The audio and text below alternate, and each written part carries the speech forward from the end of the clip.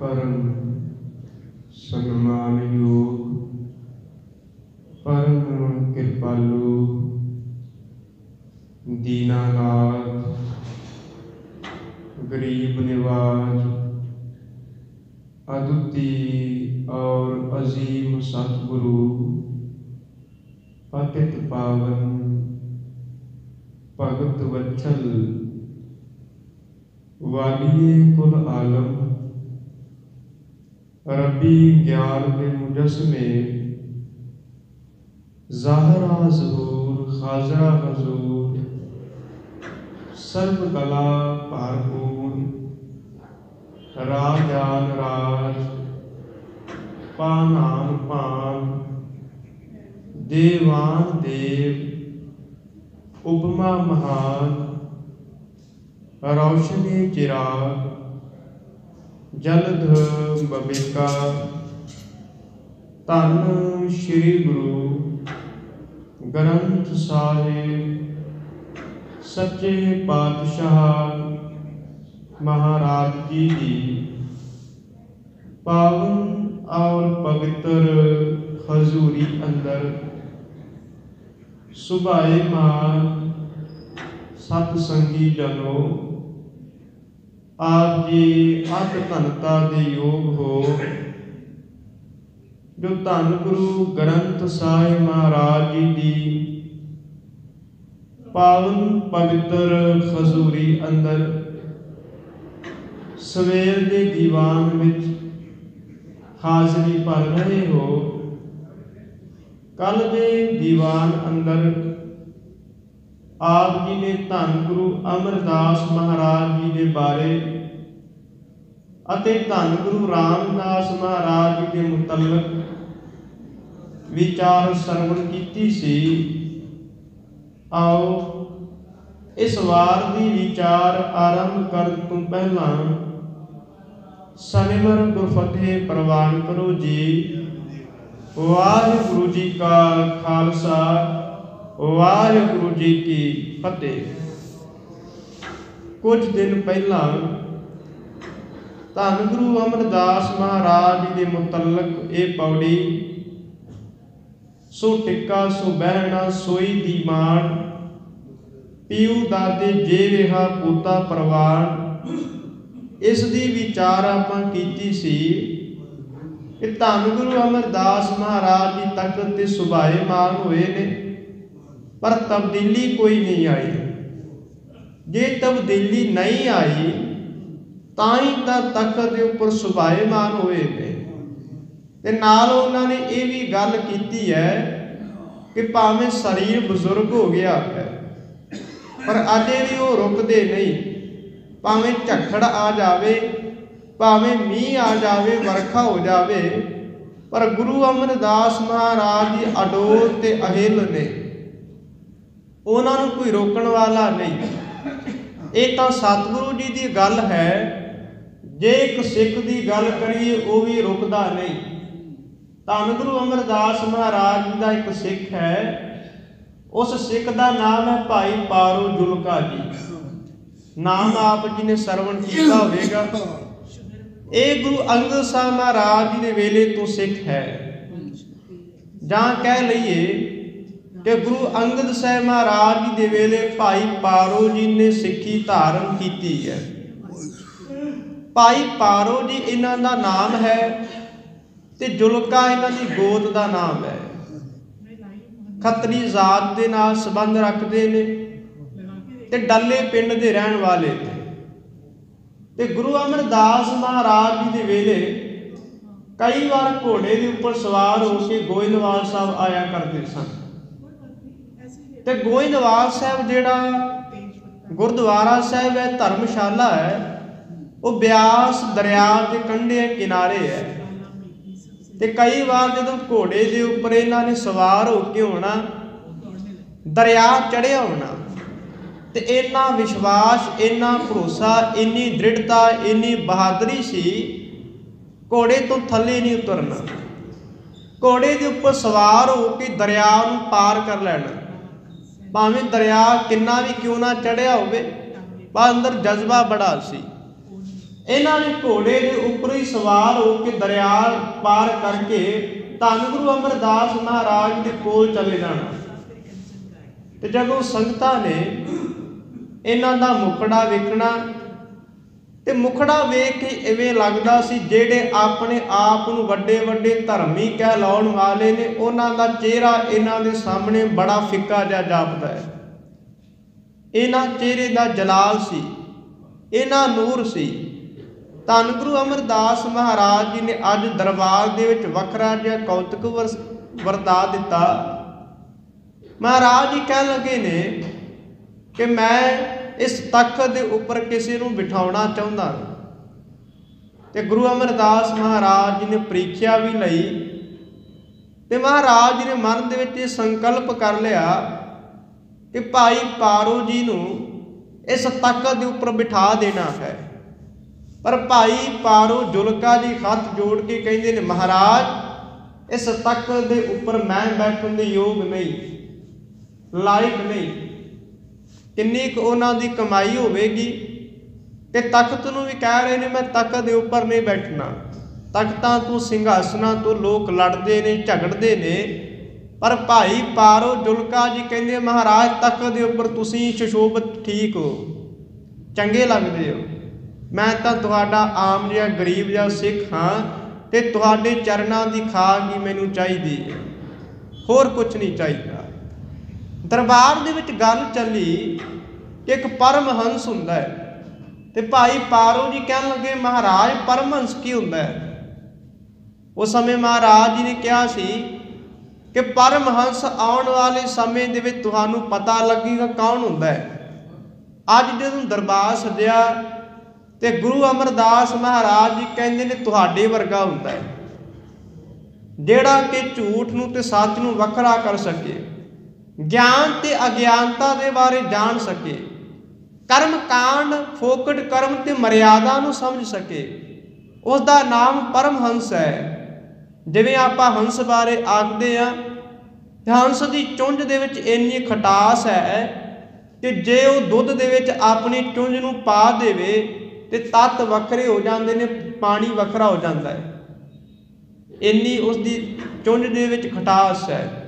ਤੇ ਸਿੱਖ ਦਾ ਜੀਵਨ ਉਸ ਹੰਸ ਦੀ ਤਰ੍ਹਾਂ ਹੋਣਾ ਚਾਹੀਦਾ ਹੈ ਜੋ ਸੰਸਾਰ ਦੇ ਵਿੱਚ ਵਿਚਰੇ ਤੇ ਕਰਮ ਕਾਂਡ ਫੋਕਟ ਕਰਮ ਵੱਖਰੇ ਹੋ ਜਾਣ ਤੇ ਜਿਹੜਾ ਗਿਆਨ ਹੈ ਜੋ ਭਲੇ ਦੇ ਕਰਮ ਨੇ ਉਹ ਵੱਖਰੇ ਹੋ ਜਾਣ, ਪਤਾ ਲੱਗ ਸਕੇ।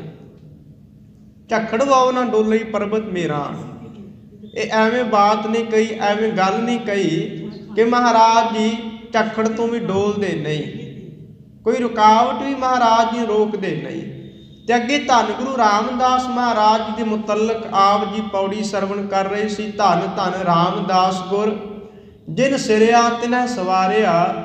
ਗੁਰੂ ਰਾਮਦਾਸ ਮਹਾਰਾਜ ਜੀ ਧਨਤਾ ਦੇ ਯੋਗ ਨੇ, ਧਨਤਾ ਦੇ ਯੋਗ ਨੇ। ਜਿਨ ਸਿਰਿਆ ਤਿਨੈ ਸਵਾਰਿਆ, ਕਿਉਂ? ਕਿਉਂਕਿ ਜਿਸ ਅਕਾਲ ਪੁਰਖ ਨੇ ਆਪ ਉਹਨਾਂ ਦੀ ਸਿਰਜਣਾ ਕੀਤੀ ਹੈ, ਜਨਮ ਦਿੱਤਾ ਹੈ, ਆਪ ਹੀ ਖੁਦ ਉਹਨਾਂ ਨੂੰ ਸਵਾਰਿਆ, ਸ਼ਿੰਗਾਰਿਆ ਹੈ, ਸੋਹਣਾ ਬਣਾਇਆ ਹੈ, ਗੁਣਾਂ ਦੇ ਨਾਲ ਨਿਵਾਜਿਆ ਹੈ। ਪੂਰੀ ਹੋਈ ਕਰਾਮਾਤ ਆਪ ਸਿਰਜਣਹਾਰ ਹੈ ਧਾਰਿਆ। ਇੱਕ ਮੁਕੰਮਲ ਪੂਰੀ ਕਰਾਮਾਤ ਹੈ, ਅਧੂਰੀ ਕਰਾਮਾਤ ਨਹੀਂ।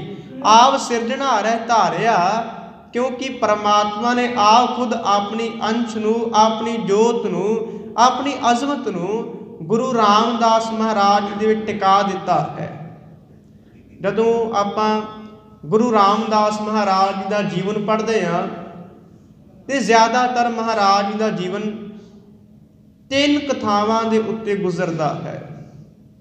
ਸਭ ਤੋਂ ਪਹਿਲਾਂ ਲਾਹੌਰ ਦੀ ਧਰਤੀ ਹੈ ਜਿੱਥੇ ਮਹਾਰਾਜ ਜੀ ਦਾ ਜਨਮ ਹੁੰਦਾ ਹੈ ਤੇ ਲਾਹੌਰ ਦੇ ਚੂਨੀ ਮੰਡੀ ਪੈਂਦਾ ਹੈ। ਚੂਨੀ ਮੰਡੀ ਅਸਲ ਦੇ ਵਿੱਚ ਉਹ ਧਰਤੀ ਹੈ, ਉਹ ਜ਼ਮੀਨ ਹੈ ਜਿੱਥੇ ਕਿ ਸ਼ਾਹੀ ਹੀਰਿਆਂ ਨੂੰ ਘੜਿਆ ਜਾਂਦਾ ਹੈ। ਚੂਨੀ ਦਾ ਅਰਥ ਹੁੰਦਾ ਹੈ ਜਿਸ ਥਾਂ ਦੇ ਉੱਤੇ ਹੀਰਿਆਂ ਨੂੰ ਘੜਿਆ ਜਾਏ ਤੇ ਜਿਹੜੇ ਛੋਟੇ ਛੋਟੇ ਕਿਣਕੇ ਜ਼ਮੀਨ ਤੇ ਡਿੱਗ ਜਾਂਦੇ ਨੇ ਉਸ ਨੂੰ ਚੂਨੀ ਆਖਦੇ ਨੇ। ਤੇ ਇਸ ਦਾ ਅਰਥ ਚੂਨਾ ਨਾ ਕਰੀਏ, ਕਿਉਂਕਿ ਚੂਨੀ ਦੇ ਵਿੱਚ ਤੇ ਚੂਨਾ ਦੇ ਵਿੱਚ ਫਰਕ ਹੈ। ਚੂਨਾ ਇੱਟਾਂ ਨੂੰ ਸੈੱਟ ਕਰਨ ਦੇ ਵਾਸਤੇ ਵਰਤਿਆ ਜਾਂਦਾ ਹੈ, ਪਰ ਚੂਨੀ ਦਾ ਅਰਥ ਹੈ ਹੀਰਿਆਂ ਦੇ ਉਹ ਕਤਰੇ, छोटे छोटे किणके जो घड़न दे समय जमीन ते डिग जाते ने। ते लाहौर उस समय बहुत प्रसिद्ध नगर है। इस चूनी मंडी दे विच पिता हरदास जी के घर माता दया कौर जी की कुख तो 1534 ईस्वी दे विच भाई जेठा जी का जन्म हुंदा है। परिवार दे विच सब तो वड्डा होने करके नाम जेठा पै गया। जेठा का अर्थ हुंदा वड्डा, जो वड्डा पुत्र है, जो वड्डा बच्चा है। पुराने समय के अंदर इसे तरह नाम वरते जाते सन।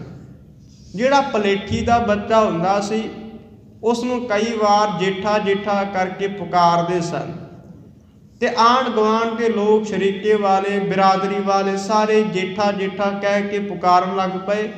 हौली हौली नाम सारियां दी जुबान ते जेठा पक गया ते जदों भी कोई आवाज़ मारदा है ते कह दिंदा जेठिया इधर आई। सारियां नूं ये नाम पता लग गया ते नाम जेठा ही पै गया। अजे छोटी जी उम्र है। कल आप जी ने सरवण किया सी कि माता जी चढ़ाई कर गए ने, 7 साल की उम्र हुई है। पिता हरदास जी भी चढ़ाई कर गए। उस समय नानी बासरके तो आई है, क्योंकि भाई जेठा जी के नानके पिंड बासरके दे विच ने, जो जिला अमृतसर साहब दे विच पैंदा है। नानी भी गरीबनी है, नानी का भी कोई पुत्र नहीं है, ना नानी का कोई पति है। जे कोई पुत्र हुंदा ते भाई जेठा जी के मामा जी का नाम आउणा सी। जे उस समय नानी का पति हुंदा ते यह भी जिक्र आउणा सी कि भाई जेठा जी के नाना जी मौजूद सन। पर इतिहास दे विच ना तो नाना जी का जिक्र आया ते ना मामा जी का जिक्र आया। नानी कुछ गठड़ी तैयार करके कपड़े तैयार करके पिंड बासरके तो लाहौर नूं चल पई है, क्योंकि वो नानी सोचती है मेरी पुत्री भी चढ़ाई कर गई है, मेरा दामाद भी संसार तो कूच कर गया है, हुण एक दोता ही ते बचिया है। उस दोते नूं जाके वेखां कि उसदी कोई पालना भी करदा है, संभाल भी करदा है जां नहीं। इकल्ला ही विचारा घर दे विच बैठा रहिंदा है। ते जदों लाहौर चूनी मंडी पहुंची ते किसी ने ज़्यादा पुछ गिछ नहीं की। संसार दे विच कई बार इस तरह ही हुंदा है। सुख दे विच सारे लोग कहंदे ने मैनूं याद करी, तेरा आनंद कारज होवे, तेरा विआह होवे तां मैनूं सद्दा देवी। जदों किसी दी मौत होवे, जदों जीवन दे विच कोई दुख आ जावे तां कोई ये नहीं आखदा मैनूं याद करी, मैनूं बुला लवी, मैं पहुँच जावांगा।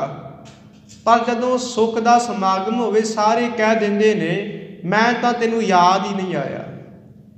एक कवि कहता है कि बसंत की रुत आउंदी है, फुल खिड़दे ने, फुल खिड़े वेख के भौरे भी दूरों दूरों चल के आउंदे ने, फुल्लां दे आले दुआले गुंजार पा के रस नूं माणदे ने, खुशबू माणदे ने। पर जदों पत झड़ आ जाती है ना तां भौरे नज़र आउंदे ने ते ना फुल्लां नूं वेखण वाले ते तोड़न वाले माली नज़र आउंदे ने। लोग भी उत्थों भज जाते हैं, दौड़ जाते हैं। अज धन गुरु रामदास महाराज जी के जीवन दे विच भी वो समा आया, मौका आया ते धन गुरु तेग बहादुर महाराज जी कहंदे ने सुख मैं आन बहुत मिल बैठत, रहत चहूँ दिस घेरै, विपत परी सभी संग छाड़ित, को न आवत नेरै, घर की नाल बहुत हित जास्यो, सदा रहत संग लागी, जब ही हंस तजी एह काया, प्रेत प्रेत कर भागी।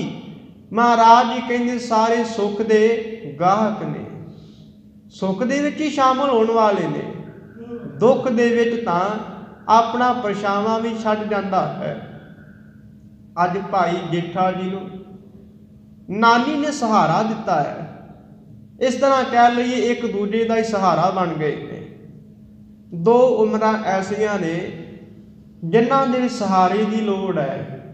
एक बचपन की उम्र, एक छोटी बालक की उम्र जिसनूं मां के सहारे की, पिता के सहारे की लोड़ है। एक बजुर्गी की अवस्था, जदों बंदा चाहुंदा है कोई ना कोई सहारा बने। जे पुत्र जवान है ਤਾਂ ਘੱਟੋ ਘੱਟ ਮੈਨੂੰ ਇੱਕ ਥਾਂ ਤੋਂ ਦੂਜੀ ਥਾਂ ਤੇ ਲੈ ਕੇ ਜਾਵੇ। ਬਜ਼ੁਰਗ ਨੂੰ ਸਹਾਰਾ ਚਾਹੀਦਾ ਹੈ। ਨਾਨੀ ਵੀ ਬਜ਼ੁਰਗ ਹੈ ਤੇ ਭਾਈ ਜੇਠਾ ਜੀ ਵੀ ਅਜੇ ਬੱਚੇ ਨੇ, ਬਾਲਕਾਂ ਵਾਲੀ ਉਮਰ ਹੈ। ਦੋਨਾਂ ਨੂੰ ਸਹਾਰੇ ਦੀ ਲੋੜ ਹੈ, ਪਰ ਇੱਕ ਦੂਜੇ ਦੇ ਸਹਾਰੇ ਬਣ ਗਏ ਤੇ ਇਤਿਹਾਸਕਾਰ ਕਹਿੰਦੇ ਨੇ ਘੁੰਗਣੀਆਂ ਵੇਚਣੀਆਂ ਲਾਹੌਰ ਤੋਂ ਆਰੰਭ ਹੋ ਗਈਆਂ ਨੇ। ਨਾਨੀ ਦੇ ਕੋਲ ਵੀ ਇੰਨੇ ਪੈਸੇ ਨਹੀਂ ਹੈ, ਧਨ ਨਹੀਂ ਹੈ ਕਿ ਆਪ ਖੁਦ ਵੀ ਪ੍ਰਸ਼ਾਦਾ ਛਕ ਸਕੇ ਤੇ ਭਾਈ ਜੇਠਾ ਜੀ ਨੂੰ ਵੀ ਪ੍ਰਸ਼ਾਦਾ ਛਕਾ ਸਕੇ। ਨਾਨੀ ਰਾਤ ਨੂੰ ਘੁੰਗਣੀਆਂ ਤਿਆਰ ਕਰ ਦਿੰਦੀ ਹੈ। ਕਾਲੇ ਛੋਲਿਆਂ ਨੂੰ ਉਬਾਲ ਕੇ ਵਿੱਚ ਮਸਾਲਾ ਆਦਿਕ ਪਾ ਕੇ ਘੁੰਗਣੀਆਂ ਤਿਆਰ ਕਰਦੀ ਹੈ ਤੇ ਇੱਕ ਛੋਟੀ ਜਿਹੀ ਟੋਕਰੀ ਲੈ ਲਈ ਹੈ। ਉਸ ਟੋਕਰੀ ਦੇ ਵਿੱਚ ਘੁੰਗਣੀਆਂ ਪਾ ਕੇ ਭਾਈ ਜੇਠਾ ਜੀ ਦੇ ਸਿਰ ਦੇ ਉੱਪਰ ਰੱਖ ਦਿੰਦੀ ਹੈ ਤੇ ਭਾਈ ਜੇਠਾ ਜੀ ਚੂਨੀ ਮੰਡੀ ਦੇ ਬਾਜ਼ਾਰਾਂ ਵਿੱਚ, ਲਾਹੌਰ ਦੇ ਬਾਜ਼ਾਰਾਂ ਦੇ ਵਿੱਚ ਉੱਚੀ ਉੱਚੀ ਹੌਕਾ ਦਿੰਦੇ ਨੇ। ਹੋਕਾ ਦੇ ਕੇ ਆਵਾਜ਼ ਮਾਰਦੇ ਨੇ ਕਿ ਇਹ ਘੁੰਗਣੀਆਂ ਮੇਰੀ ਨਾਨੀ ਮਾਂ ਨੇ ਬਣਾਈਆਂ ਹੋਈਆਂ ਨੇ। ਜਿਸ ਨੇ ਘੁੰਗਣੀਆਂ ਖਾਣੀਆਂ ਹੁਣ ਖਰੀਦ ਸਕਦਾ, ਲੈ ਸਕਦਾ ਹੈ। ਤੇ ਕਈ ਕਹਿੰਦੇ ਨੇ ਇੱਕ ਹੋਕਾ ਇਹ ਵੀ ਦਿਆ ਕਰਦੇ ਸਨ ਕਿ ਜਿਹੜਾ ਘੁੰਗਣੀਆਂ ਖਾਏਗਾ ਉਸ ਨੂੰ ਰਾਮ ਚੇਤੇ ਆਏਗਾ, ਪਰਮਾਤਮਾ ਚੇਤੇ ਆਏਗਾ। ਬਚਪਨ ਦੇ ਵਿੱਚ ਵੀ ਅਜੇ ਧਰਮ ਦਾ ਕਿਣਕਾ ਹੈ, ਨਾਮ ਦਾ ਕਿਣਕਾ ਹੈ, ਪਰਮਾਤਮਾ ਦੇ ਨਾਲ ਖਿੱਚ ਹੈ, ਜਿਸ ਕਰਕੇ ਉਹ ਪਰਮਾਤਮਾ ਦਾ ਨਾਮ ਵੀ ਲੈਂਦੇ ਨੇ। 7 ਸਾਲ ਗੁਜ਼ਰ ਚੁੱਕੇ ਨੇ। 7 ਸਾਲਾਂ ਤੋਂ ਬਾਅਦ ਪਿਤਾ ਜੀ ਜਦੋਂ ਚੜ੍ਹਾਈ ਕੀਤੇ ਤੇ ਚਾਚੇ ਤਾਏ ਮੌਜੂਦ ਨੇ। ਕਿਸੇ ਨੇ ਬਾਂਹ ਨਹੀਂ ਪਕੜੀ, ਕਿਸੇ ਨੇ ਇਹ ਵੀ ਨਹੀਂ ਆਖਿਆ ਜੇਠਿਆ ਫਿਰ ਕੀ ਹੋਇਆ ਜੇ ਤੇਰੇ ਮਾਤਾ ਪਿਤਾ ਚੜ੍ਹਾਈ ਕਰ ਗਏ, ਅਸੀਂ ਤਾਂ ਹਾਂ, ਤੂੰ ਸਾਡੇ ਘਰ ਆ ਜਾ, ਤੂੰ ਵੀ ਤੇ ਸਾਡੇ ਬੱਚਿਆਂ ਵਰਗਾ ਹੀ ਹੈ, ਸਾਡੇ ਬੱਚਿਆਂ ਨਾਲ ਖੇਡ ਲਿਆ ਕਰੀ। ਕਿਸੇ ਨੇ ਨਹੀਂ ਆਖਿਆ, ਸਾਥ ਛੱਡ ਗਏ। ਨਾਨੀ ਮਾਂ ਨੇ ਵੇਖਿਆ ਹੈ ਕਿ ਬੇਟਾ ਕਿਰਤ ਤੇ ਤੂੰ ਇੱਥੇ ਵੀ ਕਰਦਾ ਤੇ ਜੇ ਤੂੰ ਬਾਸਰ ਕੇ ਜਾ ਕੇ ਇਹੀ ਕਿਰਤਕਾਰ ਕਰਨ ਲੱਗ ਪਏ ਤਾਂ ਆਪਾਂ ਬਾਸਰ ਕੇ ਰਹਿ ਲਈਏ। ਅੱਗੋਂ ਭਾਈ ਜੇਠਾ ਜੀ ਕਹਿੰਦੇ ਨੇ ਨਾਨੀ ਮਾਂ ਜਿਵੇਂ ਆਪ ਜੀ ਦਾ ਹੁਕਮ, ਜਿਵੇਂ ਤੁਸੀਂ ਕਹਿੰਦੇ ਹੋ ਠੀਕ ਹੈ। ਨਾਨੀ ਨੇ ਰਾਤ ਨੂੰ ਕੱਪੜਿਆਂ ਵਾਲੀ ਗੱਠੜੀ ਬੰਨਣੀ ਆਰੰਭ ਕਰ ਦਿੱਤੀ ਹੈ। ਕੁਝ ਕੱਪੜੇ ਜੋ ਨਾਲ ਲਿਆਂਦੇ ਸਨ ਸਾਰੇ ਉਹ ਇੱਕ ਥਾਂ ਤੇ ਇਕੱਠੇ ਕਰ ਲਏ ਨੇ, ਗੱਠ ਬੰਨ ਲਈ ਹੈ। ਤੇ ਭਾਈ ਜੇਠਾ ਜੀ ਕਹਿੰਦੇ ਨੇ ਮਾਂ ਅੱਜ ਹੀ ਤੁਰ ਜਾਣਾ ਤੇ ਅੱਗੋਂ ਨਾਨੀ ਕਹਿੰਦੀ ਹੈ ਬੇਟਾ ਸਵੇਰ ਹੋਵੇਗੀ, ਸਵੇਰ ਨੂੰ ਤੁਰ ਜਾਵਾਂਗੇ, ਇੱਥੇ ਕੋਈ ਪੁੱਛਣ ਵਾਲਾ ਨਹੀਂ ਹੈ, ਜਿੱਥੇ ਕਦਰ ਨਾ ਹੋਵੇ ਉੱਥੋਂ ਚਲੇ ਜਾਣਾ ਚਾਹੀਦਾ ਹੈ। ਸਵੇਰ ਹੋਈ ਤੇ ਨਾਨੀ ਭਾਈ ਜੇਠਾ ਜੀ ਨੂੰ ਲੈ ਕੇ ਬਾਸਰ ਕੇ ਆ ਗਈ ਹੈ। ਜਦੋਂ ਬਾਸਰ ਕੇ ਨਗਰ ਦੇ ਵਿੱਚ ਆਏ, ਪਿੰਡ ਦੇ ਲੋਕਾਂ ਨੂੰ ਪਤਾ ਹੈ ਕਿ ਭਾਈ ਜੇਠਾ ਜੀ ਦੇ ਮਾਤਾ ਪਿਤਾ ਚੜ੍ਹਾਈ ਕਰ ਗਏ ਨੇ, ਇਹ ਅਨਾਥ ਹੋ ਗਿਆ, ਇਹ ਯਤੀਮ ਹੋ ਗਿਆ। ਤੇ ਮਹਾਰਾਜ ਜੀ ਕਹਿੰਦੇ ਨੇ ਇੱਕ ਗੱਲ ਚੇਤੇ ਰੱਖਿਓ, ਯਤੀਮ ਆਪਾਂ ਉਸ ਨੂੰ ਨਹੀਂ ਆਖਦੇ ਜਿਸ ਦਾ ਮਾਤਾ ਪਿਤਾ ਚੜ੍ਹਾਈ ਕਰ ਜਾਏ। ਯਤੀਮ ਉਹ ਹੈ ਜਿਸ ਦਾ ਕੋਈ ਵੀ ਨਾ ਹੋਵੇ। ਤੇ ਮਹਾਰਾਜ ਕਹਿੰਦੇ ਹਰੇਕ ਦਾ ਕੋਈ ਨਾ ਕੋਈ ਤੇ ਹੁੰਦਾ ਹੈ। ਜੇ ਰੱਬ ਦਾ ਪਿਆਰਾ ਹੈ ਤੇ ਰੱਬ ਦੇ ਪਿਆਰੇ ਦਾ ਉਹ ਰੱਬ ਆਪ ਖੁਦ ਮਾਲਕ ਹੈ। ਜਿਸ ਕਾ ਨਾਇ ਕੋਏ ਹਾਂ ਤਿਸ ਕਾ ਪ੍ਰਭੂ ਸੋਏ ਹਾਂ, ਉਸ ਦਾ ਪਰਮਾਤਮਾ ਬਣ ਜਾਂਦਾ ਹੈ। ਤੇ ਭਾਈ ਜੇਠਾ ਨੂੰ ਧਰਵਾਸ ਦੇਣ ਦੇ ਵਾਸਤੇ, ਹਮਦਰਦੀ ਪ੍ਰਗਟ ਕਰਨ ਦੇ ਵਾਸਤੇ ਨਗਰ ਵਿੱਚੋਂ ਕਈ ਲੋਕ ਆਏ ਨੇ ਜੋ ਸ਼ਰੀਕੇ ਵਾਲੇ ਸਨ, ਬਿਰਾਦਰੀ ਵਾਲੇ ਸਨ, ਬਾਸਰਕੇ ਦੇ ਵਿੱਚ ਰਹਿੰਦੇ ਸਨ, ਸਾਰੇ ਉਹ ਖੱਤਰੀ ਲੋਕ ਆਏ ਨੇ।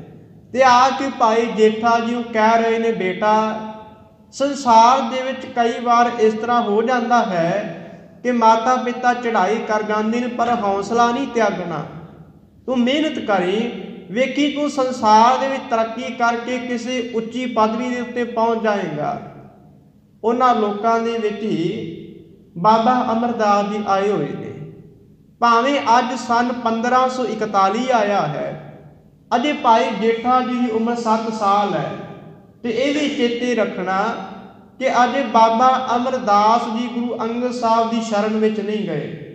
1532 ਆਏਗਾ ਤਾਂ ਉਹ ਗੁਰੂ ਅੰਗਦ ਸਾਹਿਬ ਦੀ ਸ਼ਰਨ ਵਿੱਚ ਜਾਣਗੇ।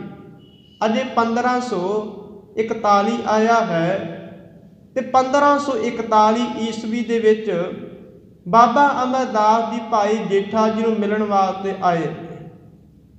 आ के कहण लगे, बेटा जिन्ने जोगे हाँ, जे तैनूं कोई जरूरत होवे लोड़ होवे तां मंग लवे, तू शर्म ना करी, तू साडे बच्चियां वर्गा है, ते जे कोई चीज़ मंगेगा तो आपां तैनूं ना नहीं करांगे। भाई जेठा जी बासरके की धरती के उत्ते भी सिर के उपर टोकरी रख के घुंगणियां वेचते हैं। एक दिन घुंगणियां वेच रहे ने, बाजार दे विच खलोते हुए ने, इवें लगता है जिवें सवेर दे तुरे होए सी, किसी ने घुंगणियां खरीदियां नहीं, उदास जे हो के एक थां ते खलो गए। जिवें आपां कई बार वेखदे आ, कुछ क वपारी आउंदे ने, सौदा वेचण वाले आउंदे ने ते थक हार के एक थां दे उत्ते गर्मियां दे दिनां विच खलो जांदे ने कि कुछ समां टिक के आराम करदे आ। भाई जेठा जी एक थां दे उत्ते खलोते हुए ने ते पिछों आवाज़ आई है, बेटा अज पता नहीं किन्ने साल बीत गए सन, कई सालों बाद कन्नां दे विच आवाज़ पई है, बेटा। बेटा कहण वाला भी कोई नहीं सी, माता सी वो भी चली गई, पिता सी वो भी चला गया, शरीके वाले बेटा नहीं कहते। वो कहते सी, जेठिया इत्थे की करदा है, इत्थे तू कमाउंदा कुछ नहीं, तैनूं जीवन का कुछ पता नहीं। अगों ताने मेने देंदे सन, नुक्स कढ़दे सन, अवगुण फरोलते सन।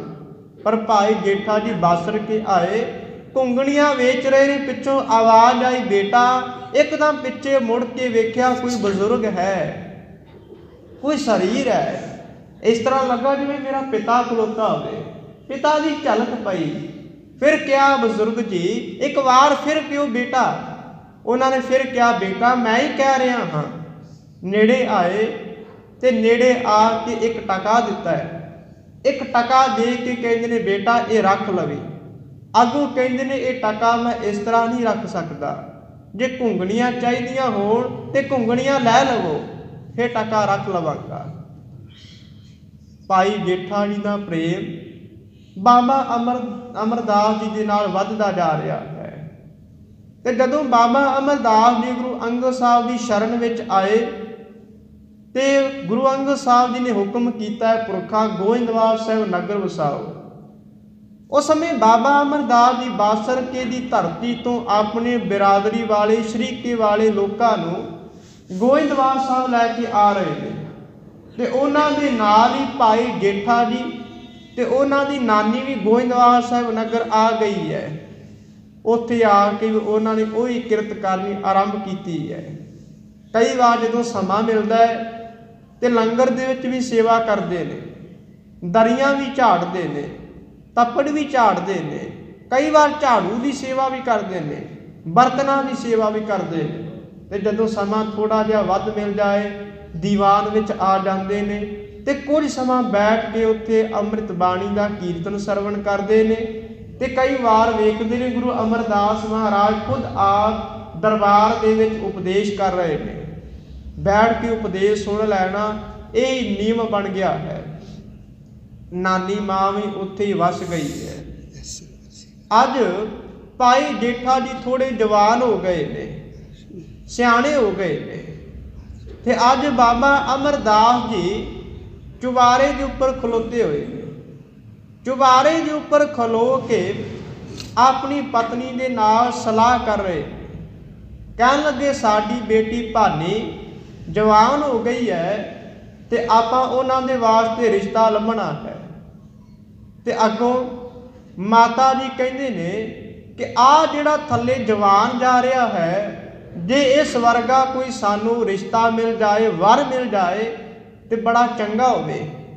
ते बाबा अमरदास जी कहंदे ने इन्हां वर्गा तां यही है, बल्कि इन्हां तो होर कोई वर सियाणा है ही नहीं, सुघड़ है ही नहीं, सुंदर है ही नहीं। ते बाबा अमरदास जी कोल बुला के कहंदे ने, जेठिया तेरे नाल आपां रिश्ता जोड़ना चाहुंदे आ। पहला आपां तेरे नाल धर्म का रिश्ता जोड़िया, हुण आपां तेरे नाल दुनियावी रिश्ता भी जोड़ना है। ते अगों भाई जेठा जी ने कोई जवाब नहीं दिता। संसार दे विच आम तौर पर किसी का आनंद कारज होवे ते जदों मंगणी की रस्म हुंदी है ਤੇ ਸਭ ਤੋਂ ਪਹਿਲਾਂ ਇਹ ਪੁੱਛਿਆ ਜਾਂਦਾ ਹੈ ਕਿ ਤੇਰਾ ਘਰ ਕਿੱਥੇ ਹੈ, ਤੇਰਾ ਨਗਰ ਕਿੱਥੇ ਹੈ, ਤੇਰੀ ਲਿਆਕਤ ਕੀ ਹੈ, ਤੂੰ ਕਿੰਨਾ ਕੁ ਪੜ੍ਹਿਆ ਹੈ। ਫਿਰ ਘਰਾਣੇ ਬਾਰੇ ਜਾਣਿਆ ਜਾਂਦਾ ਹੈ, ਜ਼ਾਤ ਪਾਤ ਬਾਰੇ ਪੁੱਛਿਆ ਜਾਂਦਾ ਹੈ। ਫਿਰ ਇਹ ਵੀ ਪੁੱਛਿਆ ਜਾਂਦਾ ਹੈ ਕਿ ਕਿੰਨਾ ਕੁ ਤੂੰ ਅਮੀਰ ਹੈ। ਇਹ ਸਾਰੀਆਂ ਗੱਲਾਂ ਪੁੱਛ ਕੇ ਫਿਰ ਰਿਸ਼ਤਾ ਜੋੜਿਆ ਜਾਂਦਾ ਹੈ ਕਿ ਜਿਹੜੀ ਪੁੱਤਰੀ ਨੂੰ ਤੁਹਾਡੇ ਘਰ ਦੇ ਵਿੱਚ ਆਪਾਂ ਭੇਜਣਾ ਹੈ, ਕੀ ਤੁਸੀਂ ਉਸ ਨੂੰ ਸੁਖੀ ਰੱਖ ਸਕਦੇ ਹੋ ਜਾਂ ਨਹੀਂ। ਇਸ ਤੋਂ ਬਾਅਦ ਹੀ ਰਿਸ਼ਤਾ ਕੀਤਾ ਜਾਂਦਾ ਹੈ। ਪਰ ਆਪਾਂ ਬਾਬਾ ਅਮਰਦਾਸ ਜੀ ਤੋਂ ਸਦਕੇ ਜਾਈਏ, ਕੁਰਬਾਨ ਜਾਈਏ, ਉਹਨਾਂ ਨੇ ਇੱਕ ਗੱਲ ਵੀ ਨਹੀਂ ਪੁੱਛੀ, ਨਾ ਜ਼ਾਤ ਪੁੱਛੀ, ਨਾ ਪਾਤ ਪੁੱਛੀ, ਨਾ ਖਾਨਦਾਨ ਪੁੱਛਿਆ, ਨਾ ਬਿਰਾਦਰੀ ਬਾਰੇ ਪੁੱਛਿਆ, ਨਾ ਲਿਆਕਤ ਪੁੱਛੀ। ਤੇ ਦੁਨੀਆ ਦੇ ਅੱਜ ਲੋਕ ਹੁੰਦੇ ਤਾਂ ਇਹ ਕਹਿਣਾ ਸੀ ਜਿਸ ਦਾ ਘਰ ਘਾੜ ਕੋਈ ਨਹੀਂ ਉਸ ਦੇ ਨਾਲ ਰਿਸ਼ਤਾ ਜੋੜ ਕੇ ਕੀ ਕਰਨਾ ਹੈ, ਜਿਸ ਦਾ ਮਾਤਾ ਪਿਤਾ ਕੋਈ ਨਹੀਂ, ਅੱਗੇ ਪਿੱਛੇ ਕੋਈ ਨਹੀਂ, ਉਸ ਦੇ ਨਾਲ ਆਪਾਂ ਆਨੰਦ ਕਾਰਜ ਆਪਣੀ ਬੇਟੀ ਦਾ ਕਰਵਾ ਕੇ ਕੀ ਲੈਣਾ। ਪਰ ਬਾਬਾ ਅਮਰਦਾਸ ਜੀ ਨੇ ਇਹਨਾਂ ਸੰਸਾਰੀ ਗੱਲਾਂ ਨੂੰ ਛੱਡਿਆ ਹੈ, ਕਿਉਂਕਿ ਦੁਨੀਆ ਦੀ ਵਡਿਆਈ ਵਿੱਚ ਨਹੀਂ ਆਉਂਦੇ। ਉਹਨਾਂ ਨੂੰ ਤਾਂ ਇਹ ਪਤਾ ਹੈ ਕਿ ਗੁਰੂ ਅਮਰਦਾਸ ਮਹਾਰਾਜ ਜੀ ਨੂੰ, ਕਿ ਭਾਈ ਜੇਠਾ ਜੀ ਨੂੰ ਪਰਮਾਤਮਾ ਨੇ ਆਪ ਸਿਰਜਿਆ ਹੈ, ਪੈਦਾ ਕੀਤਾ ਹੈ ਤੇ ਆਪ ਹੀ ਸਵਾਰਿਆ ਹੋਇਆ, ਸ਼ਿੰਗਾਰਿਆ ਹੋਇਆ ਹੈ। ਧੰਨ ਧੰਨ ਰਾਮਦਾਸ ਗੁਰ, ਜਿਨ ਸਿਰਿਆ ਤਿਨੈ ਸਵਾਰਿਆ। ਕਿੰਨਾ ਕੁ ਸ਼ਿੰਗਾਰਿਆ ਹੈ, ਆਪਾਂ ਉਹਨਾਂ ਦੀ ਪ੍ਰੀਖਿਆ ਤੋਂ ਵੇਖ ਲਵਾਂਗੇ। ਅੱਜ ਬਾਬਾ ਅਮਰਦਾਸ ਮਹਾਰਾਜ ਜੀ ਨੇ ਗੁਰਗੱਦੀ ਦੀ ਪ੍ਰੀਖਿਆ ਲੈਣੀ ਆਰੰਭ ਕਰ ਦਿੱਤੀ ਹੈ ਤੇ ਉਹਨਾਂ ਦੇ ਦੋ ਦਾਮਾਦ ਨੇ। ਇੱਕ ਬੀਬੀ ਦਾਨੀ ਦੇ ਪਤੀ ਨੇ, ਉਹਨਾਂ ਦਾ ਨਾਮ ਹੈ ਭਾਈ ਰਾਮਾ ਜੀ। ਭਾਈ ਰਾਮਾ ਜੀ ਨੂੰ ਵੀ ਬੁਲਾ ਲਿਆ। ਤੇ ਇੱਧਰ ਬੀਬੀ ਭਾਨੀ ਜੀ ਦੇ ਪਤੀ ਨੇ ਭਾਈ ਜੇਠਾ ਜੀ, ਦੋਨਾਂ ਨੂੰ ਬੁਲਾ ਲਿਆ ਕਿ ਕਿਤੇ ਭਾਈ ਰਾਮਾ ਜੀ ਇਹ ਨਾ ਸੋਚਣ ਕਿ ਮੈਂ ਇਹਨਾਂ ਦਾ ਵੱਡਾ ਦਾਮਾਦ ਹਾਂ ਤੇ ਮੈਨੂੰ ਪੁੱਛਿਆ ਹੀ ਕੋਈ ਨਹੀਂ। ਗੁਰਗੱਦੀ ਦਾ ਪਹਿਲਾਂ ਮੇਰਾ ਹੱਕ ਬਣਦਾ ਸੀ, ਅਧਿਕਾਰ ਬਣਦਾ ਸੀ। ਦੋਨਾਂ ਨੂੰ ਬੁਲਾ ਲਿਆ ਤੇ ਬਾਬਾ ਅਮਰਦਾਸ ਜੀ ਕਹਿੰਦੇ ਨੇ ਤੁਸੀਂ ਇੱਕ ਥੜਾ ਤਿਆਰ ਕਰਨਾ ਹੈ। ਗੋਇੰਦਵਾਲ ਸਾਹਿਬ ਦੀ ਇਹ ਘਟਨਾ ਹੈ। ਮਹਾਰਾਜ ਕਹਿਣ ਲੱਗੇ ਥੜਾ ਸੁੰਦਰ ਹੋਵੇ, ਇੰਨਾ ਕੁ ਇਸ ਦਾ ਆਕਾਰ ਹੋਵੇ, ਇੰਨਾ ਕੁ ਇਹ ਉੱਚਾ ਹੋਵੇ ਤੇ ਤੁਸੀਂ ਥੜਾ ਤਿਆਰ ਕਰੋ। ਜਿਸ ਦਾ ਥੜਾ ਜ਼ਿਆਦਾ ਸੁੰਦਰ ਹੋਵੇਗਾ, ਵਧੀਆ ਹੋਵੇਗਾ, ਮੈਂ ਆਪ ਉਸ ਥੜੇ ਦੇ ਉੱਪਰ ਆਸਣ ਲਾ ਕੇ ਬੈਠਾਂਗਾ। ਭਾਈ ਰਾਮਾ ਜੀ ਨੇ ਵੀ ਕਦੇ ਥੜਾ ਨਹੀਂ ਬਣਾਇਆ ਤੇ ਨਾ ਹੀ ਭਾਈ ਜੇਠਾ ਜੀ ਨੇ ਪਹਿਲਾਂ ਕਦੇ ਥੜਾ ਬਣਾਇਆ। ਇਹ ਤਾਂ ਕੰਮ ਰਾਜ ਮਿਸਤਰੀ ਦਾ ਹੈ, ਮਜ਼ਦੂਰਾਂ ਦਾ ਕੰਮ ਹੈ। ਪਰ ਮਹਾਰਾਜ ਦਾ ਹੁਕਮ ਹੈ, ਮੰਨਿਆ ਹੈ। ਭਾਈ ਰਾਮਾ ਜੀ ਨੇ ਵੀ ਪਹਿਲੇ ਦਿਨ ਥੜਾ ਬਣਾਇਆ। ਸਵੇਰ ਤੋਂ ਲੱਗੇ ਹੋਏ ਨੇ, ਸ਼ਾਮ ਪੈ ਗਈ। ਮਿੱਟੀ ਨੂੰ ਤਿਆਰ ਕੀਤਾ, ਕਹਾਣੀ ਤਿਆਰ ਕੀਤੀ ਹੈ ਤੇ ਬੜੀ ਭਾਵਨਾ ਦੇ ਨਾਲ ਜਦੋਂ ਪਹਿਲੀ ਵਾਰ ਕੰਮ ਕੀਤਾ ਜਾਂਦਾ ਹੈ ਤੇ ਅੰਦਰ ਖੁਸ਼ੀ, ਪ੍ਰਸੰਨਤਾ, ਉਤਸ਼ਾਹ ਜ਼ਿਆਦਾ ਹੈ, ਲਗਨ ਜ਼ਿਆਦਾ ਹੈ। ਪਰ ਜਦੋਂ ਹੌਲੀ ਹੌਲੀ ਕੰਮ ਆਪਾਂ ਕਰਦੇ ਜਾਈਏ, ਲਗਨ ਘਟ ਜਾਂਦੀ ਹੈ, ਉਤਸ਼ਾਹ ਘਟ ਜਾਂਦਾ ਹੈ। ਸੋਚਦੇ ਹਾਂ ਇਹ ਉਹੀ ਕੰਮ ਹੈ ਜੋ ਪਹਿਲਾਂ ਕਰਦੇ ਸਾਂ, ਰਸ ਵੀ ਘਟ ਜਾਂਦਾ ਹੈ। ਪਹਿਲਾ ਦਿਨ ਹੈ, ਭਾਈ ਰਾਮਾ ਜੀ ਨੇ ਬੜੇ ਉਤਸ਼ਾਹ ਦੇ ਨਾਲ ਥੜਾ ਤਿਆਰ ਕੀਤਾ ਹੈ ਤੇ ਭਾਈ ਜੇਠਾ ਜੀ ਦੇ ਅੰਦਰ ਤਾਂ ਦਿਨੋਂ ਦਿਨ ਦਵੱਲੀ ਉਹ ਖਿੱਚ ਵੱਧਦੀ ਜਾ ਰਹੀ ਹੈ। ਸ਼ਾਮ ਨੂੰ ਗੁਰੂ ਅਮਰਦਾਸ ਮਹਾਰਾਜ ਜੀ ਆਏ। ਥੜੇ ਨੂੰ ਵੇਖ ਕੇ ਕਹਿੰਦੇ ਨੇ ਭਾਈ ਰਾਮਾ ਜੀ ਥੜਾ ਠੀਕ ਤਿਆਰ ਨਹੀਂ ਹੋਇਆ, ਜਿਸ ਤਰ੍ਹਾਂ ਦਾ ਮੈਂ ਚਾਹੁੰਦਾ ਸੀ ਤੁਸੀਂ ਬਣਾ ਨਹੀਂ ਸਕੇ, ਇਹ ਥੜਾ ਢਾਹ ਦਿਓ। ਭਾਈ ਜੇਠਾ ਜੀ ਨੂੰ ਕਹਿੰਦੇ ਨੇ ਬੇਟਾ ਥੜਾ ਤੁਹਾਡਾ ਵੀ ਠੀਕ ਨਹੀਂ ਬਣਿਆ, ਯੋਗ ਨਹੀਂ ਬਣਿਆ, ਫਿਰ ਥੜਾ ਤਿਆਰ ਕਰੋ। ਦੂਜਾ ਦਿਨ ਆਰੰਭ ਹੋਇਆ, ਦੋਨਾਂ ਨੇ ਥੜੇ ਬਣਾਏ ਨੇ। ਪਰ ਫਿਰ ਸ਼ਾਮ ਨੂੰ ਮਹਾਰਾਜ ਆਏ, ਕਹਿਣ ਲੱਗੇ ਕਿ ਦਮਾਦ ਤੇ ਹੋ ਪਰ ਥੜਾ ਬਣਾਉਣਾ ਨਹੀਂ ਆਉਂਦਾ। ਥੜਾ ਬਣਾਉਣਾ ਸਿੱਖ ਲਵੋ, ਹੌਲੀ ਹੌਲੀ ਬਣਾਓਗੇ, ਸਿੱਖ ਜਾਓਗੇ। ਥੜਾ ਢਾਉਣ ਬਾਰੇ ਫਿਰ ਹੁਕਮ ਦੇ ਗਏ। ਦੋਨਾਂ ਨੇ ਫਿਰ ਥੜੇ ਢਾਹ ਦਿੱਤੇ। ਤੀਜਾ ਦਿਨ ਆਰੰਭ ਹੋਇਆ। ਮਹਾਰਾਜ ਜਦੋਂ ਆ ਕੇ ਫਿਰ ਥੜਿਆਂ ਵਿੱਚੋਂ ਨੁਕਸ ਕੱਢੇ ਤੇ ਅੱਗੋਂ ਭਾਈ ਰਾਮਾ ਜੀ ਗੁੱਸੇ ਵਿੱਚ ਆ ਗਏ, ਕ੍ਰੋਧ ਵਿੱਚ ਆ ਗਏ। ਕਹਿਣ ਲੱਗੇ ਤੁਹਾਡੀ ਉਮਰ ਵਧੇਰੇ ਹੋ ਚੁੱਕੀ ਹੈ, ਬਜ਼ੁਰਗ ਹੋ ਚੁੱਕੇ ਹੋ, ਆਪ ਹੀ ਕਹਿ ਕੇ ਭੁੱਲ ਜਾਂਦੇ ਹੋ ਪਹਿਲਾਂ ਕਿਹਾ ਸੀ ਥੜਾ ਇਸ ਤਰ੍ਹਾਂ ਦਾ ਹੋਵੇ, ਵਧੀਆ ਹੋਵੇ, ਇੰਨਾ ਕੁ ਉੱਚਾ ਹੋਵੇ, ਇੰਨਾ ਕੁ ਆਕਾਰ ਹੋਵੇ ਤੇ ਮੈਂ ਸ਼ਾਮ ਨੂੰ ਆ ਕੇ ਬੈਠ ਜਾਵਾਂਗਾ ਜਦੋਂ ਸੁੱਕ ਜਾਏਗਾ। ਤੇ ਜਦੋਂ ਥੜਾ ਤਿਆਰ ਕਰ ਦਿੱਤਾ ਫਿਰ ਵੀ ਤੁਹਾਨੂੰ ਠੀਕ ਨਹੀਂ ਲੱਗ ਰਿਹਾ, ਜਿਸ ਤਰ੍ਹਾਂ ਦਾ ਤੁਸੀਂ ਕਹਿ ਰਹੇ ਹੋ ਮੈਂ ਬਣਾ ਹੀ ਨਹੀਂ ਸਕਦਾ। ਅੱਗੋਂ ਜਵਾਬ ਦੇ ਦਿੱਤਾ ਤੇ ਭਾਈ ਜੇਠਾ ਜੀ ਨੂੰ ਕਹਿ ਦਿੱਤਾ ਕਿ ਥੜਾ ਤੁਹਾਡਾ ਵੀ ਮੇਰੇ ਅਨੁਸਾਰ ਨਹੀਂ ਬਣਿਆ, ਤੁਸੀਂ ਵੀ ਢਾਹ ਦਿਓ। ਭਾਈ ਜੇਠਾ ਜੀ ਅੱਗੋਂ ਹੱਥ ਜੋੜ ਕੇ ਕਹਿੰਦੇ ਮਹਾਰਾਜ ਗਲਤੀ ਤੁਹਾਡੀ ਨਹੀਂ, ਗਲਤੀ ਮੇਰੀ ਹੈ। ਮੇਰੀ ਮਾਤੀ ਇੰਨੀ ਥੋੜੀ ਹੈ ਕਿ ਤੁਹਾਡੀਆਂ ਗੱਲਾਂ ਨੂੰ ਮੈਂ ਸਮਝ ਨਹੀਂ ਸਕਿਆ, ਮੈਂ ਤੁਹਾਡੇ ਬਾਰੇ ਜਾਣ ਨਹੀਂ ਸਕਿਆ। ਆਪ ਕਿਰਪਾ ਕਰਕੇ ਜਿਵੇਂ ਦਾ ਥੜਾ ਤਿਆਰ ਕਰਨਾ ਆਪ ਹੀ ਕਿਰਪਾ ਕਰਕੇ ਥੜਾ ਤਿਆਰ ਕਰਵਾ ਲਵੋ। ਮੈਂ ਤਾਂ ਹੀ ਕਰ ਸਕਦਾ ਜੇ ਤੁਸੀਂ ਖੁਦ ਤਿਆਰ ਕਰਵਾਓ, ਨਹੀਂ ਤਾਂ ਮੇਰੇ ਵਿੱਚ ਇੰਨੀ ਸਮਰੱਥਾ ਨਹੀਂ ਹੈ ਕਿ ਮੈਂ ਥੜਾ ਤਿਆਰ ਕਰ ਸਕਾਂ। ਭਾਈ ਰਾਮਾ ਜੀ ਛੱਡ ਗਏ ਨੇ ਤੇ ਕਿਹਾ ਜਾਂਦਾ ਕਿ 6 ਦਿਨਾਂ ਤੱਕ ਭਾਈ ਜੇਠਾ ਜੀ ਵੀ ਥੜੇ ਬਣਾਉਂਦੇ ਰਹੇ। 7ਵਾਂ ਦਿਨ ਆਰੰਭ ਹੋ ਗਿਆ ਤੇ ਭਾਈ ਜੇਠਾ ਜੀ ਨੇ ਫਿਰ ਥੜਾ ਬਣਾਇਆ ਤੇ ਥੜਾ ਭਾਵੇਂ ਹਰ ਰੋਜ਼ ਉਸੇ ਤਰ੍ਹਾਂ ਦਾ ਬਣਦਾ ਸੀ, ਪਰ ਬਾਬਾ ਅਮਰਦਾਸ ਧੰਨ ਗੁਰੂ ਅਮਰਦਾਸ ਮਹਾਰਾਜ ਜੀ ਤਾਂ ਇਹ ਵੇਖ ਰਹੇ ਸੀ ਕਿ ਇਹਨਾਂ ਦੇ ਹਿਰਦੇ ਦਾ ਥੜਾ ਕਿੰਨਾ ਕੁ ਮਜ਼ਬੂਤ ਹੈ, ਸਹਿਣਸ਼ੀਲਤਾ ਕਿੰਨੀ ਕੁ ਹੈ, ਹੁਕਮ ਮੰਨਣ ਦੀ ਇਹਨਾਂ ਦੇ ਵਿੱਚ ਕਿੰਨੀ ਕੁ ਸਮਰੱਥਾ ਹੈ।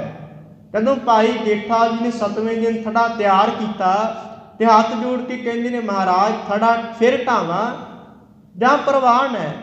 ਅੱਗੋਂ ਬਾਬਾ ਅਮਰਦਾਸ ਜੀ ਹੱਸ ਕੇ ਕਹਿੰਦੇ ਨੇ ਬੇਟਾ ਥੜਾ ਠੀਕ ਹੈ, ਮੈਂ ਤਾਂ ਤੇਰੇ ਹਿਰਦੇ ਦਾ ਥੜਾ ਵੇਖ ਰਿਹਾ ਸਾਂ ਕਦੋਂ ਤਿਆਰ ਹੁੰਦਾ ਹੈ, ਤਿਆਰ ਹੋ ਚੁੱਕਾ ਹੈ।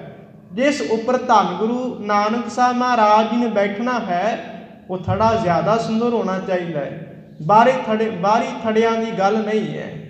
ਤੇ ਜਦੋਂ ਭਾਈ ਜੇਠਾ ਜੀ ਨੂੰ ਗੁਰੂ ਰਾਮਦਾਸ ਮਹਾਰਾਜ ਜੀ ਬਣਾ ਕੇ ਤਖਤ ਦੇ ਉੱਪਰ ਬਿਠਾਇਆ ਤੇ ਉਸ ਸਮੇਂ ਬੜੀ ਅਸਰਦ ਜੀ ਹੈਰਾਨੀਜਨਕ ਜੀ ਘਟਨਾ ਵਾਪਰੀ ਸੀ। ਆਪ ਜੀ ਨੇ ਕੱਲ ਸਰਵਣ ਕੀਤੀ ਸੀ ਕਿ ਮਹਾਰਾਜ ਨੇ ਸ਼ਬਦ ਇਹ ਉਚਾਰਨ ਕੀਤਾ ਸੀ, ਜੋ ਹਮਰੀ ਬਿਦ ਹੋਤੀ ਮੇਰੇ ਸਤਿਗੁਰਾ ਸਾਬਿਦ ਤੁਮਹਰ ਜਾਣੋ ਆਪੇ, ਹਮ ਰੁਲਤੇ ਫਿਰਤੇ ਕੋਈ ਬਾਤ ਨਾ ਪੁੱਛਤਾ, ਗੁਰ ਸਤਿਗੁਰ ਸੰਗ ਕੀਰੇ ਖੰਭ ਥਾਪੇ। ਇੱਥੇ ਬਾਬਾ ਜੀ ਕਹਿੰਦੇ ਨੇ ਧੰਨ ਧੰਨ ਰਾਮਦਾਸ ਗੁਰ ਜਿਨ ਸਿਰਿਆ ਤਿਨੈ ਸਵਾਰਿਆ। ਜਿਸ ਅਕਾਲ ਪੁਰਖ ਨੇ ਗੁਰੂ ਰਾਮਦਾਸ ਮਹਾਰਾਜ ਜੀ ਨੂੰ ਸਿਰਜਿਆ ਹੈ, ਪੈਦਾ ਕੀਤਾ ਹੈ, ਆਪ ਹੀ ਸ਼ਿੰਗਾਰਿਆ ਹੈ। ਪੂਰੀ ਹੋਈ ਕਰਾਮਾਤ ਆਪ ਸਿਰਜਣਹਾਰੈ ਧਾਰਿਆ, ਸਿੱਖੀ ਅਤੇ ਸੰਗਤੀ ਪਾਰ ਬ੍ਰਹਮ ਕਰ ਨਮਸਕਾਰਿਆ। ਸਿੱਖਾਂ ਨੇ ਅਤੇ ਸੰਗਤਾਂ ਨੇ ਗੁਰੂ ਰਾਮਦਾਸ ਮਹਾਰਾਜ ਨੂੰ ਪਰਮਾਤਮਾ ਦੇ ਤੁੱਲ ਮੰਨਿਆ ਤੇ ਪਰਮਾਤਮਾ ਵਰਗਾ ਮੰਨ ਕੇ ਨਮਸਕਾਰ ਕੀਤੀ ਹੈ, ਡੰਡੌਤ ਕੀਤੀ ਹੈ। ਆਪਾਂ ਭੱਟਾਂ ਦੇ ਸਵਈਏ ਪੜ੍ਹੀਏ ਤੇ ਉਹਨਾਂ ਨੇ ਕਈ ਵਾਰ ਗੁਰੂ ਰਾਮਦਾਸ ਮਹਾਰਾਜ ਜੀ ਦੀ ਉਸਤਤ ਕਰਦਿਆਂ ਕਹਿ ਦਿੱਤਾ ਕਿ ਮਹਾਰਾਜ ਜੀ ਆਪ ਜੀ ਨੂੰ ਪਰਮਾਤਮਾ ਨੇ ਇੰਨਾ ਕੁ ਸ਼ਿੰਗਾਰਿਆ, ਇੰਨਾ ਕੁ ਸ਼ਿੰਗਾਰਿਆ ਹੈ ਕਿ ਗੁਣ ਆਪ ਜੀ ਦੇ ਵਿੱਚ ਇਵੇਂ ਲੱਗਦੇ ਨੇ ਸਾਰੇ ਆ ਕੇ ਵਸ ਗਏ ਹੋ। ਤੇ ਅੱਗੋਂ ਕਿਸੇ ਨੂੰ ਪੁੱਛਿਆ ਤੁਸੀਂ ਵੀ ਤਾਂ ਗੁਣਾਂ ਵਾਲੇ ਹੋ, ਗਿਆਨੀ ਸੱਜਣ ਹੋ, ਵਿਦਵਾਨ ਹੋ, ਬਨਾਰਸ ਦੇ ਰਹਿਣ ਵਾਲੇ ਸੀ, ਇਕੱਠੇ ਹੋ ਕੇ ਜਗਿਆਸੂ ਬਣ ਕੇ ਆਏ, ਸਵਈਏ ਉਚਾਰਨ ਕਰ ਰਹੇ ਹੋ, ਬਾਣੀ ਉਚਾਰਨ ਕਰ ਰਹੇ ਹੋ ਤੇ ਤੁਹਾਡੇ ਅੰਦਰ ਵੀ ਤਾਂ ਗੁਣ ਨੇ। ਅੱਗੋਂ ਕਹਿੰਦੇ ਗੁਣ ਨਹੀਂ। ਪੁੱਛਿਆ ਕੀ ਹੈ? ਕਹਿੰਦੇ ਹਮ ਅਵਗੁਣ ਭਰੇ ਏਕ ਗੁਣ ਨਾਹੀ, ਸਾਡੇ ਵਿੱਚ ਇੱਕ ਵੀ ਗੁਣ ਨਹੀਂ। ਹਮ ਅਵਗੁਣ ਭਰੇ ਏਕ ਗੁਣ ਨਾਹੀ, ਅੰਮ੍ਰਿਤ ਛਾੜ ਬਿਖੈ ਬਿਖ ਖਾਏ, ਕਿਉਂ ਗੁਣ ਨਹੀਂ? ਕਹਿਣ ਲੱਗੇ ਅੰਮ੍ਰਿਤ ਨੂੰ ਤਾਂ ਆਪਾਂ ਤਿਆਗ ਦਿੱਤਾ ਹੈ। ਅੰਮ੍ਰਿਤ ਤੇ ਨਾਮ ਹੈ ਤੇ ਨਾਮ ਨੂੰ ਆਪਾਂ ਜਪਦੇ ਨਹੀਂ, ਨਾਮ ਨੂੰ ਚੇਤੇ ਨਹੀਂ ਕਰਦੇ। ਅੰਮ੍ਰਿਤ ਛਾੜ ਬਿਖੈ ਬਿਖ ਖਾਈ, ਤੇ ਜੋ ਜ਼ਹਿਰ ਰੂਪੀ ਪਦਾਰਥ ਨੇ, ਵਿਕਾਰ ਨੇ, ਵਾਸ਼ਨਾ ਹੈ, ਇਹਨਾਂ ਦੇ ਵਿੱਚ ਆਪਾਂ ਸਦਾ ਖਚਿਤ ਰਹਿੰਦੇ ਹਾਂ, ਮਗਨ ਰਹਿੰਦੇ ਹਾਂ। ਅੰਮ੍ਰਿਤ ਛਾੜ ਬਿਖੈ ਬਿਖ ਖਾਈ, ਮਾਇਆ ਮੋਹ ਭਰਮ ਪੈ ਭੁੱਲੇ, ਸੁਤ ਦਾਰਾ ਸਿਉ ਪ੍ਰੀਤ ਲਗਾਈ। ਆਪਾਂ ਮਾਇਆ ਦੇ ਮੋਹ ਵਿੱਚ ਪੈ ਕੇ, ਭਰਮ ਦੇ ਵਿੱਚ ਪੈ ਕੇ ਆਪਾਂ ਪਰਮਾਤਮਾ ਨੂੰ ਭੁੱਲ ਗਏ ਹਾਂ। ਭੁੱਲੇ ਕਿਵੇਂ ਹਾਂ? ਸੁਤਦਾਰਾਂ ਸਿਉ ਪ੍ਰੀਤ ਲਗਾਈ, ਪਤਨੀ ਨਾਲ, ਬੱਚਿਆਂ ਦੇ ਨਾਲ, ਰਿਸ਼ਤੇਦਾਰਾਂ ਦੇ ਨਾਲ ਮੋਹ ਪਾ ਲਿਆ ਹੈ, ਪ੍ਰੀਤ ਪਾ ਲਈ ਹੈ, ਜਿਸ ਕਰਕੇ ਮਾਲਕ ਭੁੱਲ ਗਿਆ ਹੈ। ਮਾਇਆ ਮੋਹ ਭਰਮ ਪੈ ਭੁੱਲੇ, ਸੁਤਦਾਰਾ ਸਿਉ ਪ੍ਰੀਤ ਲਗਾਈ। ਇੱਕ ਅਰਦਾਸ ਪਾਠ ਕੀਰਤ ਕੀ, ਗੁਰ ਰਾਮਦਾਸ ਰਾਖੋ ਸ਼ਰਨਾਈ। कहते ने मेरी एको अर्ज है कि हे गुरु रामदास महाराज जी अपनी शरण दे विच रख लवो, क्योंकि आप जी गुणां दे नाल भरपूर हो। सिੱਖੀ ਅਤੇ संगति पार ब्रह्म कर नमस्कारिया, अटल अथाह अतोल तू तेरा अंत ना पारा वारिया। तुसी एक समुंदर की तरह हो ते आप जी की गहराई बारे कोई पता नहीं। गुरु समुंदर है। भट्टां नूं पुछीए ना वो कहते ने समुंदर जदों समुंदर दे विचों लहरां उठदियां ने, तरंगां उठदियां ने, तां सवेरे सवेरे लोक वेखण वास्ते आउंदे ने। वखरा जिहा नज़ारा हुंदा है, वखरा जिहा वो आनंद हुंदा है। जिहड़े इलाके समुंदर के किनारे ते पैंदे ने वो कई बार सवेरे सवेरे सज्जण सैर करन दे वास्ते आउंदे ने, समुंदर दे विचों उठदियां लहरां नूं तरंगां नूं वेखण दे वास्ते आउंदे ने। ते इत्थे बाबा जी कहंदे ने गुरु रामदास महाराज जी निर्मल पावन नाम रूपी अमृत दे नाल भरे होए ने। निर्मल नाम सुधा भरपूरन शब्द तरंग प्रगटित दिन आगर।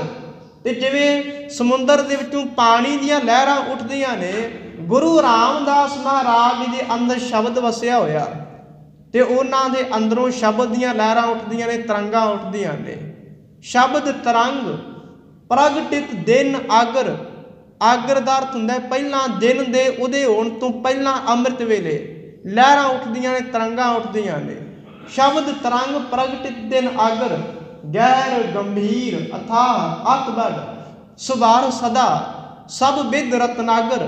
कई बार दरिया चढ़ जाता है, कई बार थले हो जाता है, पानी घट जाता है, कई बार सुक जाता है। आप जी सतलुज दरिया नूं भी वेखदे हो, ब्यासा दरिया नूं भी वेखदे हो।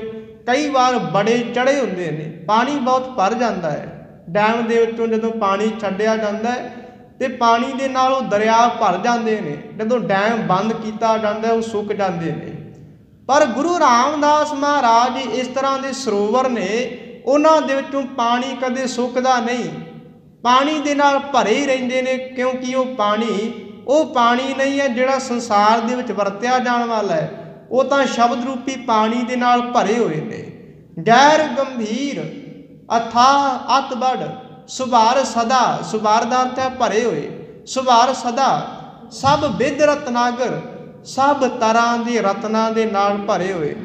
संत मराल करें कंतूहल तिन जम त्रास मिटियो दुख कागर। ये जिवें समुंदर ते लोग आउंदे ने, वो लोग कोई भी हो सकते हैं, किसी भी धर्म के इलाके के हो सकते हैं, किसी जात के, किसी नस्ल के, रंग के हो सकते हैं। पर गुरु रामदास महाराज जी के सरोवर के किनारे के उत्ते संत जन आउंदे ने। जिवें मानसा सरोवर के किनारे हंस वेखीदे ने ते उत्ते कलोलां करदे ने, कौतक करदे ने, सुच्चे मोती चुगदे ने।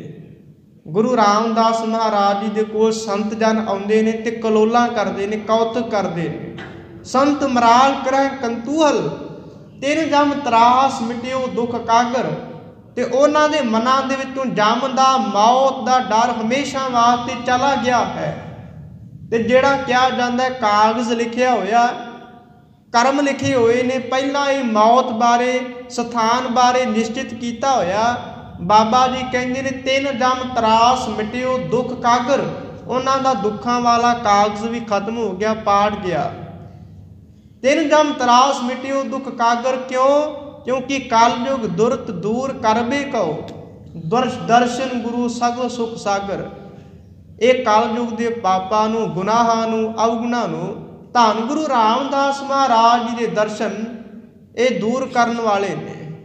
इत्थे बाबा जी कहंदे ने सिੱਖੀ ਅਤੇ संगति पार ब्रह्म कर नमस्कारिया, अटल अथाह अतोल तू तेरा अंत ना पारा वारिया। तुहाडा अंत कोई नहीं, पारावार नहीं। जिनी तू सेविया भाऊ कर से तुद पार उतारिया। जिनी दरत जिन्ना ने, तू दरत तुहानू, सेविया दरत याद किया है, भाऊ दरत प्यार करके, से दरत उन्हां नू, तुद दरत तुसी पार उतारिया। संसार तो पार उतार दिता है।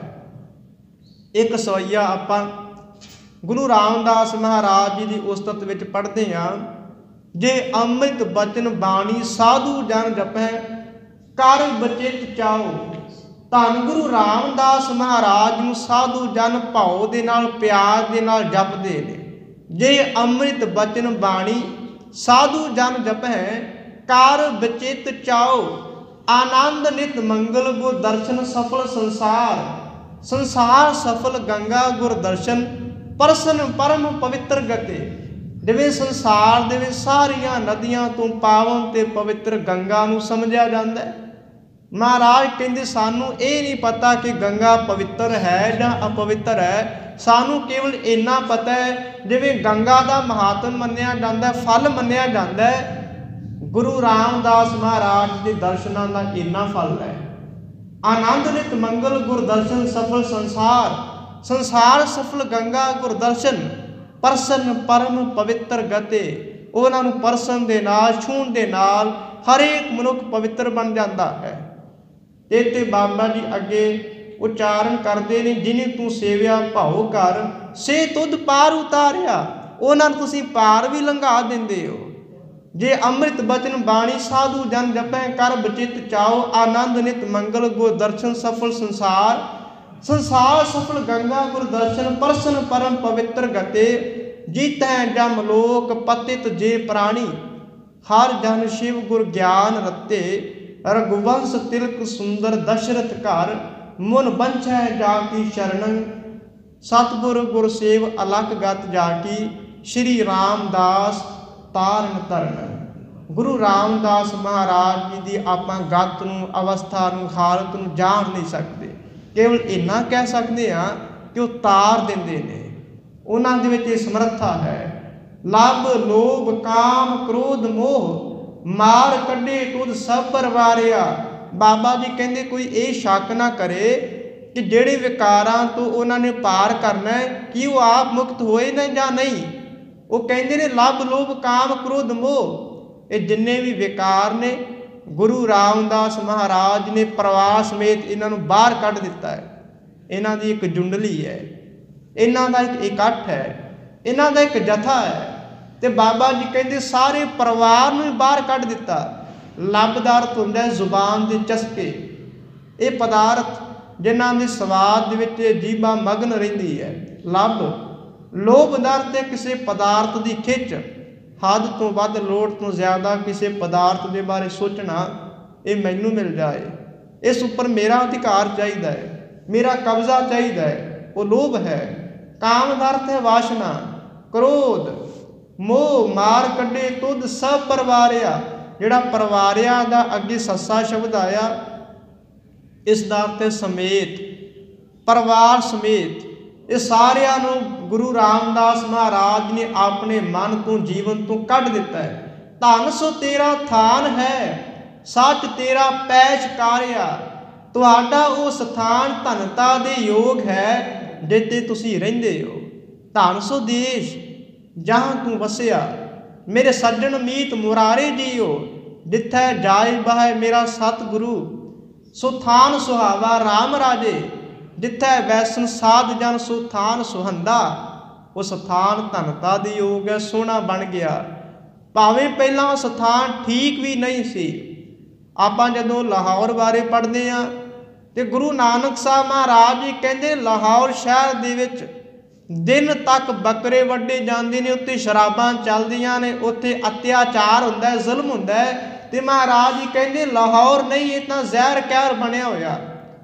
लाहौर शहर जहर कहर सवा पैर दिन चढ़ता है तो सवा पैर तक यही पाप के कर्म चलते रहते हैं। पर धन गुरु रामदास महाराज सच्चे पातशाह जी का जदों उत्थे आगमन होया तो फिर गुरु अमरदास महाराज ने बचन उच्चारण किए। कहते हुण लाहौर शहर जहर कहर नहीं, उत्थे जुल्म नहीं होंदे, पाप नहीं होंदे। वो धरती भागां वाली हो गई है, पवित्र हो गई है। कहते लाहौर शहर जहर कहर सवा पैर। महला तीजा लाहौर शहर अमृतसर सिफती का घर। ये जड़ा अमृतसर शब्द वरत्या ये दरबार साहिब वास्ते नहीं, सुधासर वास्ते नहीं, ये गुरु रामदास महाराज जी की नगरी वास्ते नहीं, ये लाहौर वास्ते है। ਕਹਿੰਦੇ ਨੇ ਉਹ ਲਾਹੌਰ ਸ਼ਹਿਰ ਜਿਹੜਾ ਪਹਿਲਾਂ ਕਹਿਰ ਬਣਿਆ ਹੋਇਆ ਸੀ ਅੰਮ੍ਰਿਤਸਰ ਬਣ ਗਿਆ। ਉਹ ਤਾਂ ਉੱਥੇ ਤਾਂ ਅੰਮ੍ਰਿਤ ਵਰਸ ਰਿਹਾ ਹੈ। ਤੇ ਇੱਥੇ ਵੀ ਬਾਬਾ ਜੀ ਕਹਿੰਦੇ ਧੰਨ ਸੋ ਤੇਰਾ ਥਾਨ ਹੈ, ਤੁਹਾਡਾ ਉਹ ਸਥਾਨ ਧਨਤਾ ਦੇ ਯੋਗ ਹੋ ਗਿਆ। ਸੱਚ ਤੇਰਾ ਪੈਸ਼ਕਾਰਿਆ, ਇੱਕ ਸ਼ਬਦ ਪੇਸ਼ਕਾਰਾ ਹੈ। ਪੇਸ਼ਕਾਰੇ ਦਾ ਅਰਥ ਕੀ ਹੈ? ਜਦੋਂ ਕੋਈ ਰਾਜਾ ਮਹਾਰਾਜਾ ਆਪਣੇ ਦਰਬਾਰ ਵਿੱਚ ਆਉਂਦਾ ਸੀ ਤਾਂ ਰਾਜੇ ਦੇ ਆਉਣ ਤੋਂ ਪਹਿਲਾਂ ਕਈ ਸਿਪਾਹੀ, ਕਈ ਵਜ਼ੀਰ, ਕੁਝ ਨੌਕਰ ਚਾਕਰ ਲੋਕ ਦਰਵਾਜ਼ੇ ਦੇ ਉੱਪਰ ਖਲੋ ਜਾਂਦੇ ਸਨ।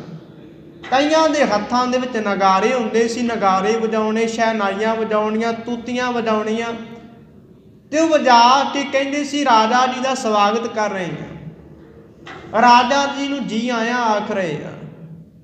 ਤੇ ਇਸ ਬਾਰੇ ਕਈ ਵਾਰ ਭਗਤਾਂ ਦੀ ਬਾਣੀ ਦੇ ਵਿੱਚ ਵੀ ਸਾਨੂੰ ਸੰਕੇਤ ਮਿਲਦਾ ਹੈ, ਪਾਸ ਦਮਾਮੇ ਛੱਤ ਸਿਰ ਭੇਰੀ ਛੱਡੋ ਰੱਡ, ਜਾਏ ਸੁੱਤੇ ਜੀ ਰਾਨ ਮੈਂ ਕੀਏ ਅਤੀਮਾ ਗੱਡ। ਇੱਕ ਪੇਸ਼ਕਾਰੀ ਦਾ ਸੰਕੇਤ ਹੈ। ਇਹ ਪੇਸ਼ਕਾਰਾ ਕਿਸ ਨੂੰ ਆਖਦੇ ਨੇ? ਆਪ ਜੀ ਦਰਬਾਰ ਸਾਹਿਬ ਜਾਵੋ। ਤੇ ਪਹਿਲਾਂ ਵੀ ਦਾਸ ਨੇ ਅਰਜ਼ ਕੀਤੀ ਸੀ ਕਿ ਜਦੋਂ ਧੰਨ ਗੁਰੂ ਗ੍ਰੰਥ ਸਾਹਿਬ ਮਹਾਰਾਜ ਜੀ ਦਾ ਪ੍ਰਕਾਸ਼ ਹੁੰਦਾ ਹੈ, ਜੋ ਸ਼ਾਨੋ ਸ਼ੌਕਤ ਹੋਇਆ ਕਰਦੀ ਹੈ, ਉਸ ਨੂੰ ਪੇਸ਼ਕਾਰਾ ਕਹਿੰਦੇ ਨੇ। ਉੱਥੇ ਨਰਸਿੰਗੇ ਵੱਜਦੇ ਨੇ, ਸ਼ਹਿਨਾਈਆਂ ਵੱਜਦੀਆਂ ਨੇ, ਨਾਲ ਨਾਲ ਉੱਥੇ ਸਵਈਏ ਉਚਾਰਨ ਕੀਤੇ ਜਾਂਦੇ ਨੇ, ਗਾਏ ਜਾਂਦੇ ਨੇ। ਉਹ ਗੁਰੂ ਰਾਮਦਾਸ ਮਹਾਰਾਜ ਜੀ ਦੀ ਉਸਤਤ ਦੇ ਵਿੱਚ ਪੇਸ਼ਕਾਰਾ ਹੈ। ਬਾਬਾ ਜੀ ਕਹਿੰਦੇ ਨੇ ਤੁਹਾਡਾ ਪੇਸ਼ਕਾਰਾ ਅਟਲ ਹੈ। ਰਾਜੇ ਮਹਾਰਾਜੇ ਆਏ, ਰਾਵਣ ਨੂੰ ਲੋਕ ਕਹਿੰਦੇ ਸਨ ਉਹਨਾਂ ਦੀਆਂ ਭੁਜਾਵਾਂ ਦੇ ਵਿੱਚ, ਬਾਹਾਂ ਦੇ ਵਿੱਚ ਇੰਨਾ ਬਲ ਹੈ, ਤਾਕਤ ਹੈ ਕਿ ਆਪਣੀਆਂ ਬਾਹਾਂ ਦੇ ਨਾਲ ਕਈ ਦੇਸ਼ਾਂ ਨੂੰ ਜਿੱਤ ਸਕਦਾ ਹੈ।